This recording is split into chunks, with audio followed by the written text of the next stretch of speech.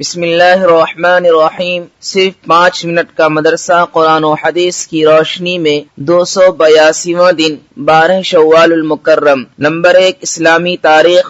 حضرت درہ بنت ابی لہب رضی اللہ تعالی عنہ، حضرت درہ رضی اللہ عنہ حضور صلی اللہ علیہ وسلم کے چچا ابو لہب کی بیٹی تھی۔ وہ ہجرت سے پہلے مکہ مکرمہ میں مسلمان ہو گئی تھی۔ اس کے بعد ان کے شوہر حضرت حارث بن نوفل نے بھی اسلام قبول کر لیا۔ پھر دونوں ہجرت کر کے مدینہ منورہ پہنچے تو مدینہ کی عورتوں نے کہا، تمہارے باپ ابو لہب کی بدبختی اور رسول اللہ صلی اللہ علیہ وسلم کی دشمنی کی وجہ سے اللہ تعالی نے ایک سورہ نازل فرمائی جس میں ان کی ہلاکت و بربادی کا تذکرہ ہے، اس لیے تمہاری ہجرت سے تمہیں بھی کوئی فائدہ نہیں ہوگا۔ انہوں نے اس بات کی حضور صلی اللہ علیہ وسلم سے شکایت کی۔ آپ صلی اللہ علیہ وسلم نے نماز کے بعد لوگوں کو جمع کر کے فرمایا، میرے خاندان والوں کے بارے میں مجھے تکلیف مت دو۔ آپ صلی اللہ علیہ وسلم کے اس فرمان سے انہیں اپنی غلطی کا احساس ہوا۔ حضرت درہ رضی اللہ عنہ کی فضیلت کے لیے اتنا کافی ہے کہ حضور صلی اللہ علیہ وسلم نے ان سے فرمایا،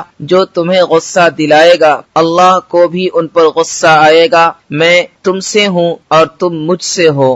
حضرت درہ رضی اللہ عنہ کے والد ابو لہب کو حضور صلی اللہ علیہ وسلم کے سخت دشمن تھے، اس کے باوجود بغیر کسی پرواہ کیے انہوں نے اسلام قبول کر لیا۔ یہ ان کی رسول اللہ صلی اللہ علیہ وسلم سے سچی محبت کی علامت ہے۔ حضور صلی اللہ علیہ وسلم نے فتح مکہ کے بعد ان کے شوہر حضرت حارث رضی اللہ عنہ کو جدہ کا گورنر بنا دیا تھا۔ محدثین نے ان سے کچھ حدیثیں بھی بیان کی ہیں۔ حضرت عمر رضی اللہ عنہ کے زمانے خلافت میں سن 20 ہجری میں ان کی وفات ہوئی۔ نمبر 2 حضور صلی اللہ علیہ وسلم کا معجزہ۔ زید بن ارقم رضی اللہ عنہ کے بارے میں پیشین گوئی۔ حضرت انیسہ رضی اللہ عنہ فرماتی ہیں، ایک مرتبہ میرے والد حضرت زید بن ارقم بیمار ہوئے تو رسول اللہ صلی اللہ علیہ وسلم عیادت کے لیے تشریف لائے۔ آپ صلی اللہ علیہ وسلم نے فرمایا، یہ بیماری تو اتنی زیادہ خطرناک نہیں، اس لیے کوئی حرج نہیں، لیکن میری وفات کے بعد آپ کی بینائی چلی جائے گی اور آپ کی عمر بھی زیادہ ہوگی، اس وقت آپ کیا کریں گے؟ تو حضرت زید رضی اللہ عنہ نے فرمایا، تب تو میں ثواب کی امید رکھوں گا اور صبر کروں گا۔ حضور صلی اللہ علیہ وسلم نے فرمایا، تم بغیر حساب کی جنت میں داخل ہوگے۔ چنانچہ آپ صلی اللہ علیہ وسلم کے فرمان کے مطابق آپ صلی اللہ علیہ وسلم کی وفات کے بعد حضرت زید رضی اللہ عنہ کی آنکھ سے روشنی ختم ہو گئی۔ پھر کچھ مدت بعد اللہ نے ان کی بینائی واپس کر دی اور پھر وفات پائی۔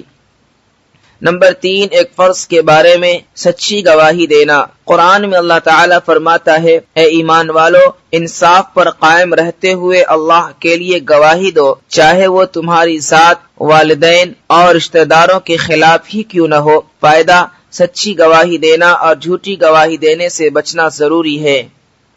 نمبر 4 ایک سنت کے بارے میں دشمن سے بچنے کی دعا۔ رسول اللہ صلی اللہ علیہ وسلم جب کسی قوم سے خوف یا ڈر محسوس کرتے تو یہ دعا پڑھتے، اللہم انا نجعلک فی نحورہم ونعوذ بک من شرورہم۔ ترجمہ، اے اللہ، ہم تجھ کو ان دشمنوں کے مقابلے میں پیش کرتے ہیں اور ان کے شر سے پناہ چاہتے ہیں۔ نمبر 5 ایک اہم عمل کی فضیلت، تقوی اور حسن اخلاق کا درجہ۔ رسول اللہ صلی اللہ علیہ وسلم سے پوچھا گیا کہ کس عمل سے اکثر لوگ جنت میں جائیں گے تو رسول اللہ صلی اللہ علیہ وسلم نے فرمایا، تقوی اور اچھے اخلاق کی وجہ سے۔ نمبر 6 ایک گناہ کے بارے میں اللہ اور رسول کی نافرمانی کرنا۔ قرآن میں اللہ تعالیٰ فرماتا ہے، جو شخص اللہ اور اس کے رسول کا کہنا نہ مانے وہ کھلی ہوئی گمراہی میں ہے۔ نمبر 7 دنیا کے بارے میں سواری کے جانور۔ قرآن میں اللہ تعالیٰ فرماتا ہے، اسی نے یعنی اللہ تعالیٰ نے گھوڑے، خچر اور گدھے بھی پیدا کیے تاکہ تم ان پر سوار ہو کر زیب و زینت حاصل کرو، اور آئندہ بھی ایسی چیزیں پیدا کر دے گا جن کو تم ابھی نہیں جانتے۔ نمبر 8 آخرت کے بارے میں اہل جنت کی عمر۔ رسول اللہ صلی اللہ علیہ وسلم نے فرمایا، جنتی لوگ جنت میں بغیر داڑھی کے سرما لگائے ہوئے 30 یا 33 سالہ نوجوان کی شکل میں داخل ہوں گے۔ نمبر 9 طب نبوی سے علاج، کان بجنے کا علاج۔ رسول اللہ صلی اللہ علیہ وسلم نے فرمایا جب تم میں سے کسی کا کان بجے تو مجھے یاد کرے اور مجھ پر درود بھیجے۔ نمبر 10 نبی صلی اللہ علیہ وسلم کی نصیحت۔ رسول اللہ صلی اللہ علیہ وسلم نے فرمایا تم موت کی تمنا نہ کرو کیونکہ آخرت کا معاملہ نہایت سخت ہے، اور نیک بختی کی علامت یہ ہے کہ عمر زیادہ ہو اور اس کو توبہ کی توفیق مل جائے۔